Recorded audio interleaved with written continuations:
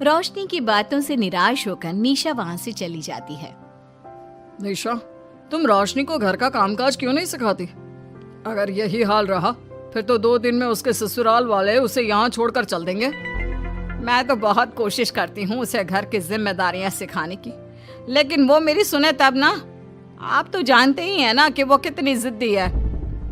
हमें निशा के लिए एक ऐसा लड़का ढूंढना होगा जिसका भरा पूरा परिवार हो, सास ससुर से लेकर जेठ जिठानी देवर ननद सब हो। यहाँ ना सही, लेकिन शादी के बाद उसे वहाँ अपनी जिम्मेदारियों का एहसास जरूर होगा।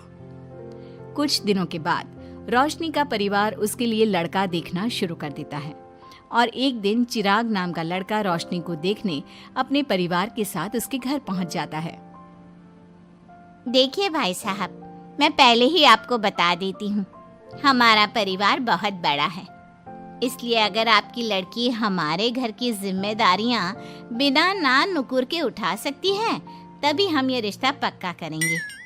अरे ये भी कोई बोलने वाली बात है बहन जी। हमारी रोशनी आपके पूरे परिवार को बैठे बैठे खिला सकती है, इतनी जिम्मेदार है मेरी बेटी। अगर ऐसी बात है फिर तो हमें इस रिश्ते से कोई आपत्ति नहीं है। तो फिर चट मंगनी पट ब्याह के बारे में क्या ख्याल है? हाँ बिल्कुल, शादी में देर किस बात की, 3 हफ्ते बाद ही शादी का शुभ योग है। अगर आपको कोई दिक्कत ना हो तो हम इनकी शादी भी 3 हफ्ते बाद ही करा देते हैं। अरे हमें इसमें कोई परेशानी नहीं है।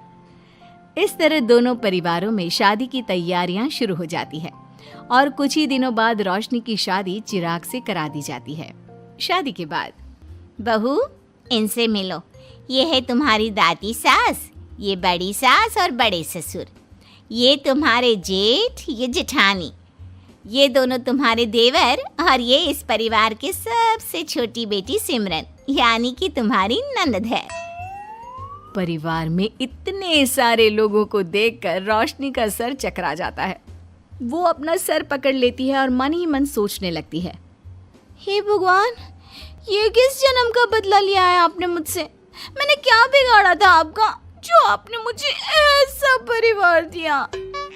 बेटा, किस सोच में पड़ गई तुम? और कितने लोग हैं आपके परिवार में?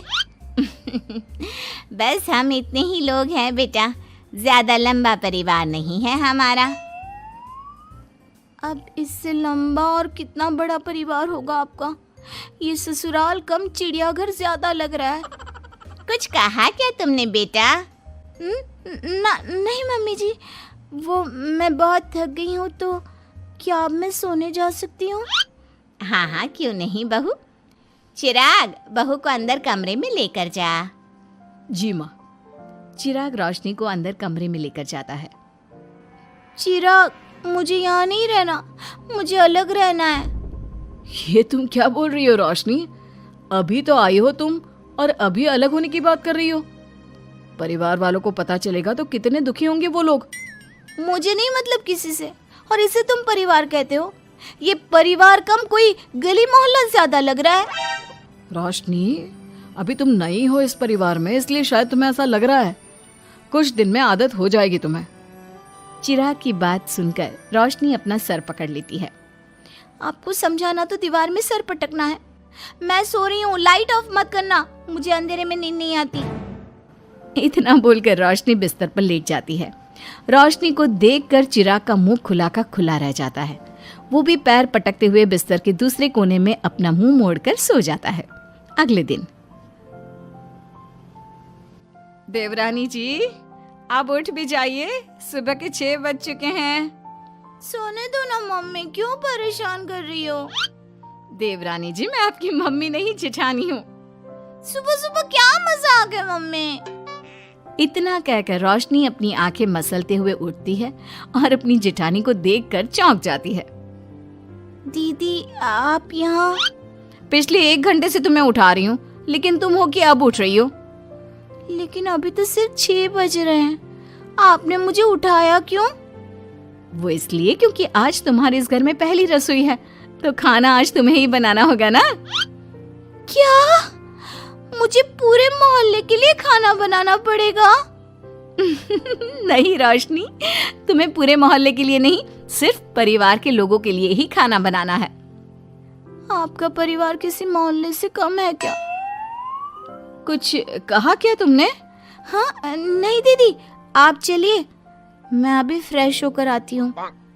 आरती वहां से चली जाती है, जिसकी थोड़ी देर बाद रोशनी भी रसोई में जाकर मजबूरी में सबके लिए खाना बनाने लगती है। पूरे 2 घंटे मेहनत करने के बाद उसका खाना बनकर तैयार होता है। वाह बहू, खाना तो बड़ा स्वाद बना है।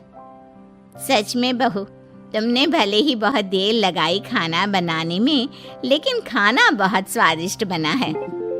आपके हाथों में तो जादू है देवरानी जी।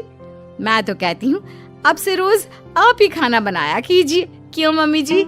हाँ हाँ बेटा, बिल्कुल ठीक कहा तुमने। रोशनी, आज से रोज तुम ही खाना बनाना। ये सुनकर रोशनी चौंक जाती है। खाना खाने के बाद सभी लोग रोशनी को शगुन का नेक देते हैं और फिर अपने अपने रूम में चले जाते हैं। क्या यार रोशनी, इतना टेस्टी खाना बनाना जरूरी था क्या? अब फंस गई ना तू। ये सब माँ पापा की वजह से हो रहा है, उनके कारण मुझे ये सब झेलना पड़ रहा है। रोशनी गुस्से में अपने रूम में जाती है और अपनी माँ को फोन मिलाती है। मम्मी, मैं आपको कभी माफ नहीं करूंगी। आपने जानबूझकर मुझे इतने बड़े परिवार में भेजा है, जहाँ मुझे सांस लेने की भी फुर्सत नहीं है। हमने ये सब इसलिए किया ताकि तू अपनी जिम्मेदारियां निभाना सीखे।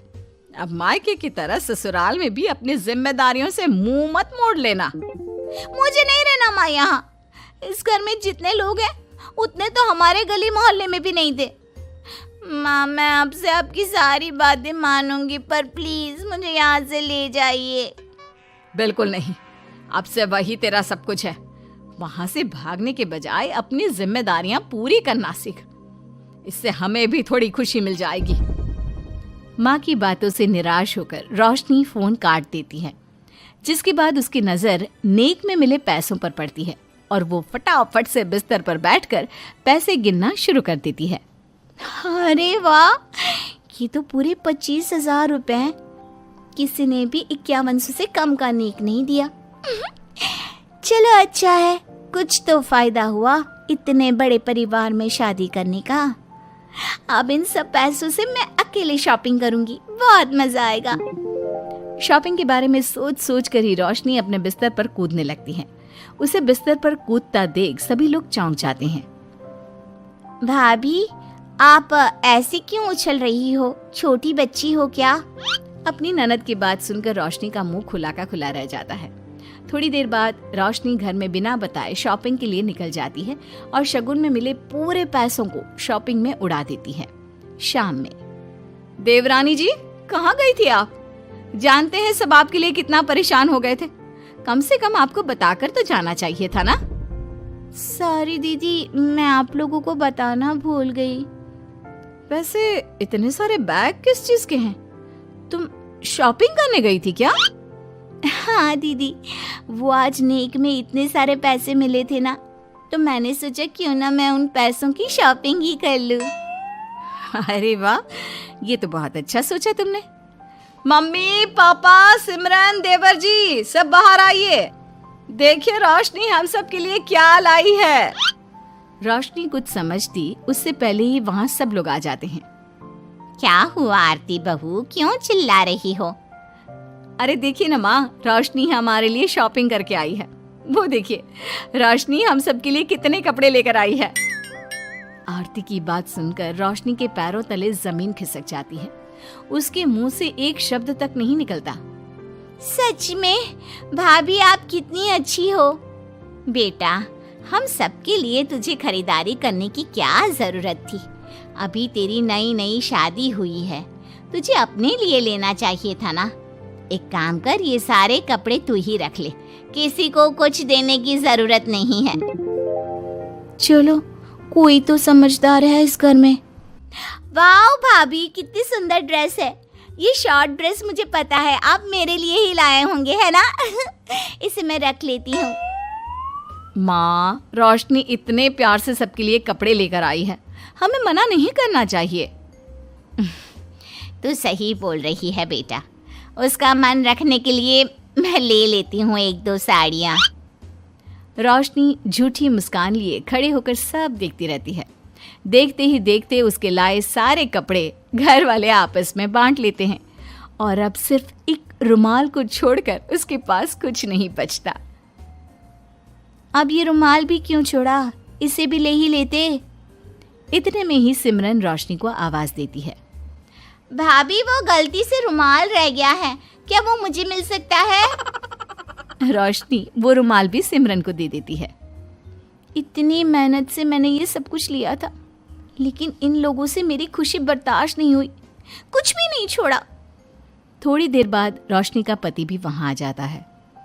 मैंने सुना है आज तुमने सभी के लिए खरीदारी की है। तुम मेरे लिए कुछ लेकर नहीं आई?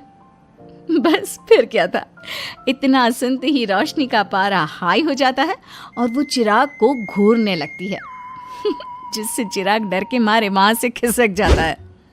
हाय रे, फूटी किस्मत मेरी, जो ये जॉइंट